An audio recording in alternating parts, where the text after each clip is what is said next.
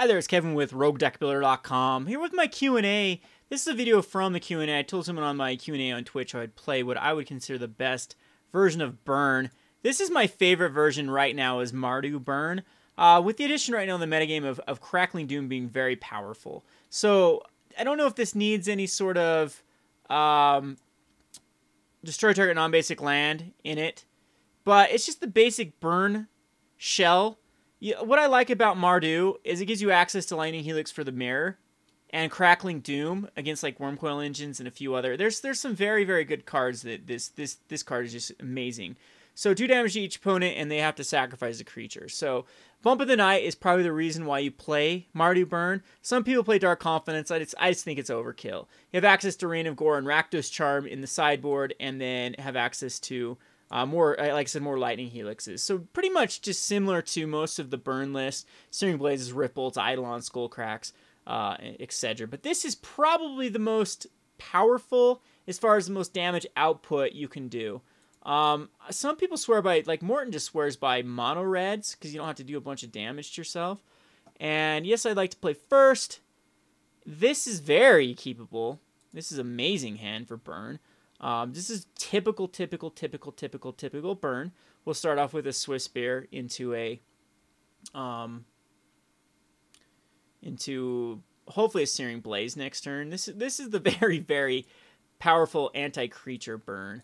So Swiss Spear comes out and attacks in for 1. Not a little bad. First turn, now they have to answer it. If he doesn't answer it, we're all good. It's just a regular blue card. So yeah, here's where the Searing Blaze doesn't end up doing crazy damage. We have the Arid Mesa that can actually make it better. So I think that right here we just suspend a Rift Bolt. And here we'll go grab the... I think we just grab a Bump in the Night, Boros Charm. We'll grab a Sacred Foundry here. And we will definitely Lava Spike him.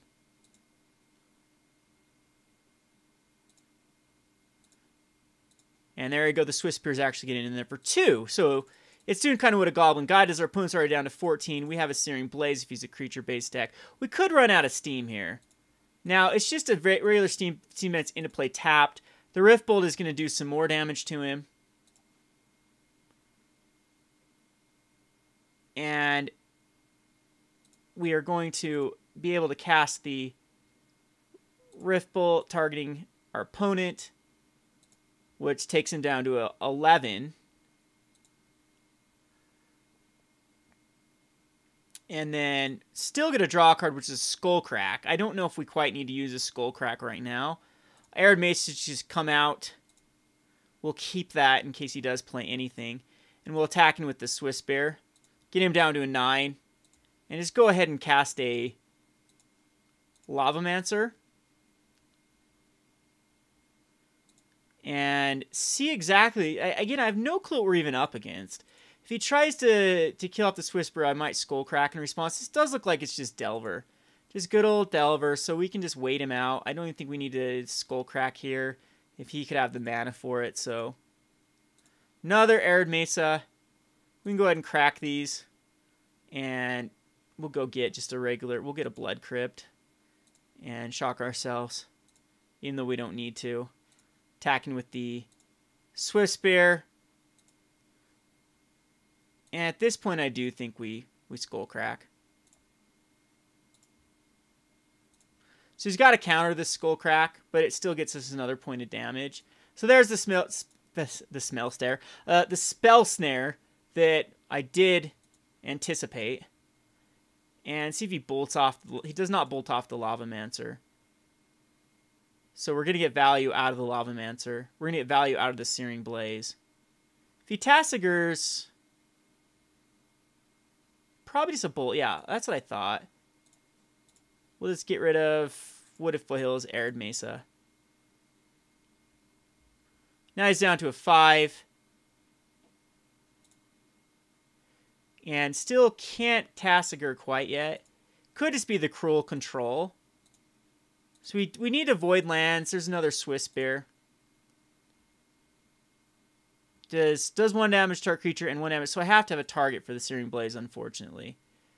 But we have so many top decks that can get us out of this. Any sort of Snapcaster loses in the game.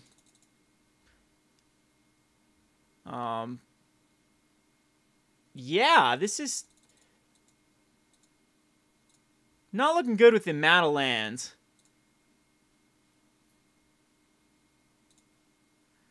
Because this pesky Searing Blaze has to have a target. Down to a 1. He can't crack a fetch land now. And little flooded for just a 19 land. And this is going to be very hard for him to come out of this, though. And he does just scoop. So I'm thinking this is actually going to be... I don't know. Delver, it could still be Grixis Twin. There's a lot of things it can be. So Crackling Doom doesn't necessarily need to come in yet. This is weird. This is a weird... What I do know that can come out is Searing Blaze, because I'm not sold on having the only target being Snapcaster Mage. So Searing Blaze can come out for the obvious, like, another 3 damage spell, just being Lightning Helix. And Rain of Gore doesn't need to come in this particular matchup. Neither does Smash. Neither does... I mean, what I like about the Mardu version is you have answers for everything. You have answers for basically every deck imaginable. Some of the decks that give you a difficult time, like Twin, you have the Rakdos Charm in response. Even Crackling Doom can work versus Twin, and we can make him sacrifice. It's another... there's better stuff too, but I mean, a 1/4 usually is their highest when they go Exarch. You can go Crackling Doom. But the Rakdos Charm's very good against that. We don't have access to a Tarkus Command or Destructive Reverie, though, is what a lot of people love against the Twin matchup for going into the Naya version or the Jund version. Now, I particularly think that Crackling Doom is just incredibly, incredibly powerful against a ton. Like, even Soul Sisters, this card gets rid of an Ascendant or a Pride Mate. Or even if they're down to just an Arc Champion, you can Crackling Doom away the champion. So I'm going to go the safe route and then not try to guess what we're going up against. Just think it's going to be a Cruel Control. And we'll just go ahead with the Lightning Helix. Lightning Helix isn't even bad versus Delver, though. It's still a fine card. Can't keep a no-land hand. That's the reality of Magic the Gathering. This is going to get a lot better when we have the Mulligan rule. It's going to make Burn incredibly better. I'm going to go ahead and Mulligan this. And I guess I keep a 1-lander. You don't want to go down to 5. And it's the wrong 1-lander. We can't even cast anything. I think this is going to be Cruel Control. So Eidolon is fine.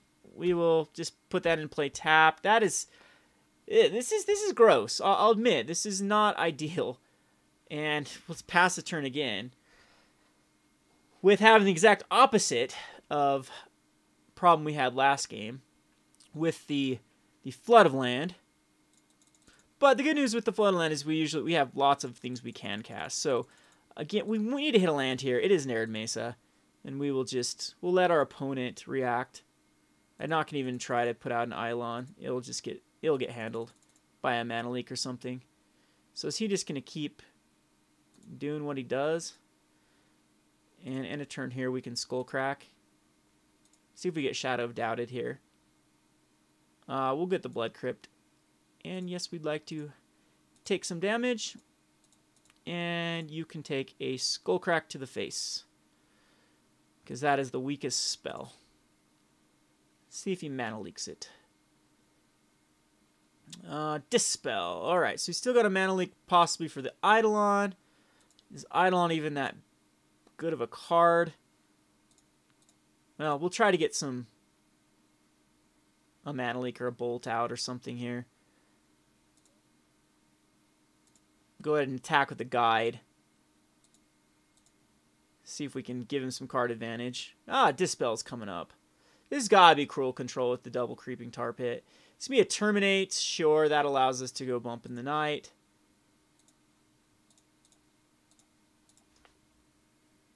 Bump's a great card versus Cruel Control, because eventually I'm going to hit 6 mana. He does not even hit a land drop, so it just passes the turn. Sure. We Eidolon here. We Eidolon. Where's the Mana Leak? We know you've got a Dispel. So here comes a Mana Leak.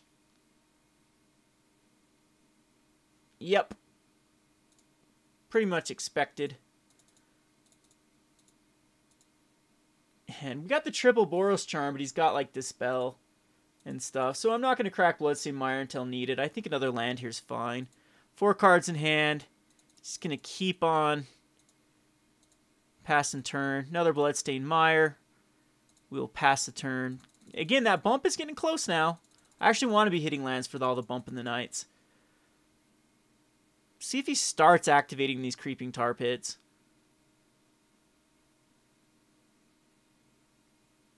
He does. Alright, so he's going to use a Dispel. Do I kill off the Creeping Tar Pit? Would he care?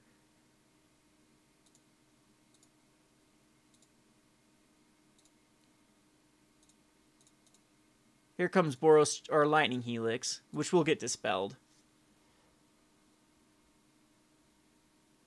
And then I don't know if we crack more lands for... Oh, it gets mana leaked. Okay, so here we have the opportunity to get... I think we just get a Mountain and a Sacred Foundry. This does require us to lose some life, but here is where we go crazy with as many spells as possible.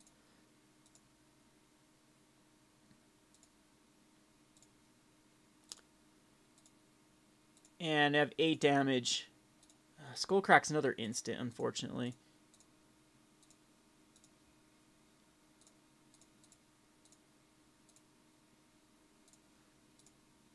But he's down to a 4. I don't know if we can quite get him there from a 4. Crackling Doom's kind of interesting versus Creeping Tar Pit, though.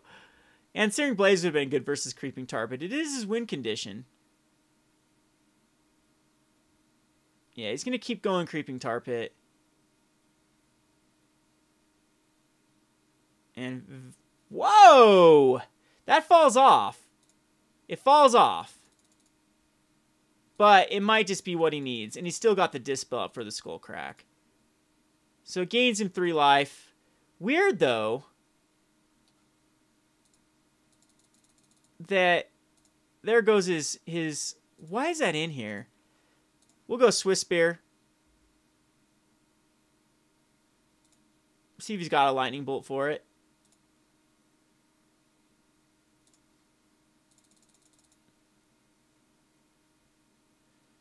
I don't think we use Skullcrack quite yet. Again, he's got that pesky Dispel. I guess we should have. That extra 2 damage. Really, he just leaves it back. Eidolon hurts me as much as it hurts him. Because he activates, and then we Skullcrack and we lose it. But I think that's still worth it.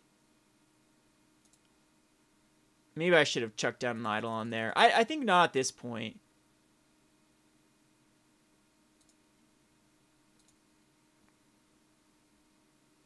Because it will get dispelled.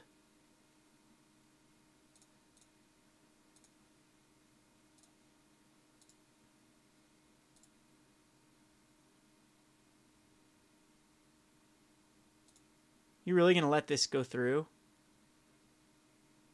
Yeah, you dispel this. See if his last card in hand is actually a...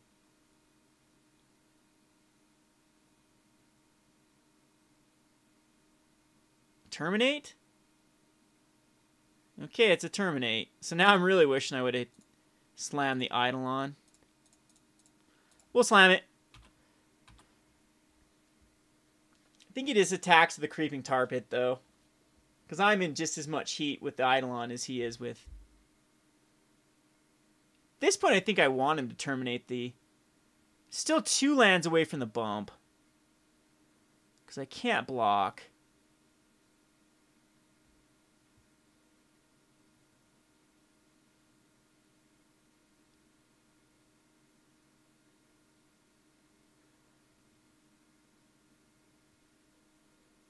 Yeah, this is very I want him to take care of the Eidolon.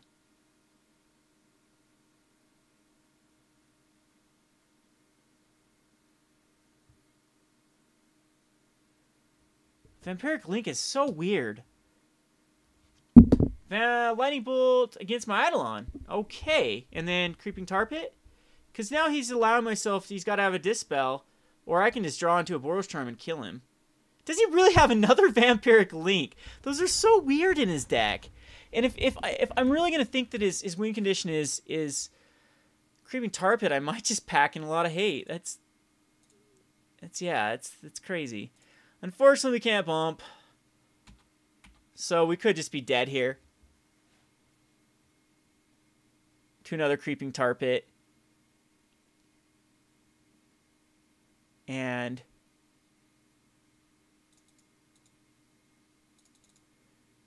I don't know about this. Is Tasigur in here? What is he's gonna Vampire Link besides just bringing Crackling Dooms, because at least they do 2 damage? I mean, I don't bring back Searing Blaze because it's just too awkward and can get stuck in my hand. Yeah, so Tasigur is in here, so Crackling Doom will be beautiful. And I don't think there's anything I can draw into. I mean, Lightning Helix was nice a couple turns ago, because we still can't bump in the night. And this only puts me at 4. Exactly. So we'll concede the game. And there's a Goblin Guide. That wouldn't do anything. So Rain of Gore is fun. No, Lifelink does not. It gets around it. So all of the Dooms are coming in. There are instances that get dispelled again, but they're great. They work. Do I care though? Is it do I just go around it? Do I just smash right through and not worry about Crackling Doom? Because I think that Skullcrack is the weak link here if I put in the Crackling Dooms. We're going to try the Crackling Dooms. All right. I mean, never hurt anyone if he tries to go crazy with Tasigur. So yes, we like to play first. I guess this is okay. We get a 2 damage off the bat where he can't do anything.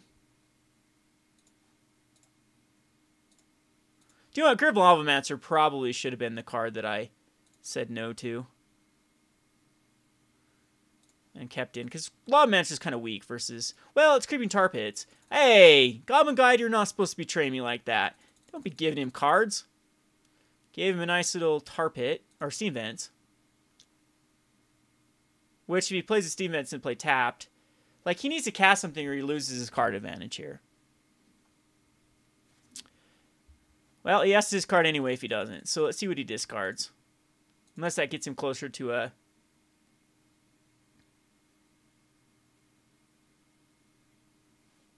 So he discards that Steam Vent, so it did nothing. Just drew him off Steam Vents off the top. So I do have to worry about a Spell Snare.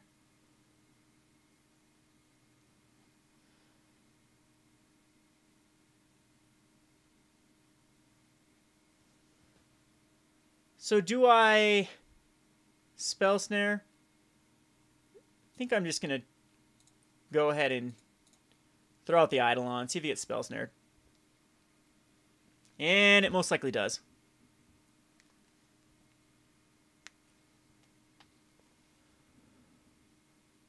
Does he want to just get a basic island, though, to prevent himself from the damage? That's what he's got to think here. Otherwise, the Spell Snare is still going to cost him 2 life with the Shock Land. He does. Okay, so Spell Snare it is. And our little friend, the Goblin Guide, is going to swing in for 2. And a Magma Spray is coming up. But he got rid of a red source. See what else is going to come out. He needs another red source for the Goblin Guide. He does it with Steam Vents, so that costs him 2 life. It will cost him, yeah, 2 life 4 to kill that. And the Boros Charms are going to be beautiful here. So Wooded Foothills. And attack in with the Goblin Guide. He's going to let it go through and then Magma Spray it. Finds him a Lightning Bolt, which is going to take care of the Grim Lavamancer. But, so do I want to keep this guy alive, though, with a Boros Charm? It does 2 damage and then still... Because this says they're indestructible. If he's got another Spell Snare, he Spell Snares it. And then that's a Boros Charm out of the way. Keep this alive for just another Lightning Bolt that comes out. I think I just let it go through. And then we go ahead and just go get a regular mountain is fine. Or we can be greedy here and get a Blood Crypt. And we'll Boros Charm. See if he's got the Dispel. Guy's got it all today. That does work. And he's got the Lightning Bolt for our poor little Grim Lavamancer. So this is not working out for us. We will, unfortunately, might end up losing this. Ooh, yeah, that's okay. We just get a Kolaghan's Command just gets rid of a land. And here we can suspend this and at least get a Boros Charm to the face.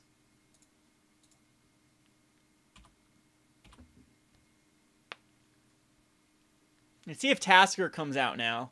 Now we need to draw on that Crackling Doom. There's Tasigur. We'd get to suspend. I wonder if he's going to Mana Leak the suspended Rift Bolt.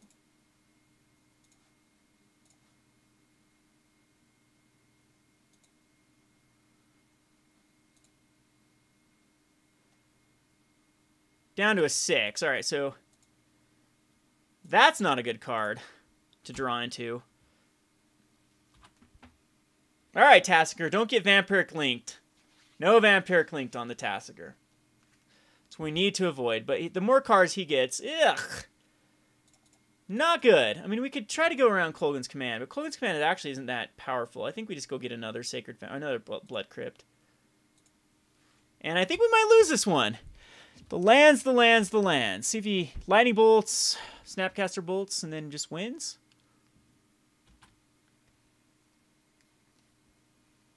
So down to a 3. Come on, Crackling Doom off the top. Lava Spike. That is not going to do it. Lump, lump. So, missed just by 3, but usually that's what happens in this kind of red deck wins version. See what just one other card would have been. Another, see there, another Lightning Bolt's over. And instead of one of those, I mean, basically we had one extra land in our hand from the Bloodstained Mire. And Crackling Doom was 2 down. Doom could have killed his Tasigur, but we're still at 3 for any sort of Snapcaster.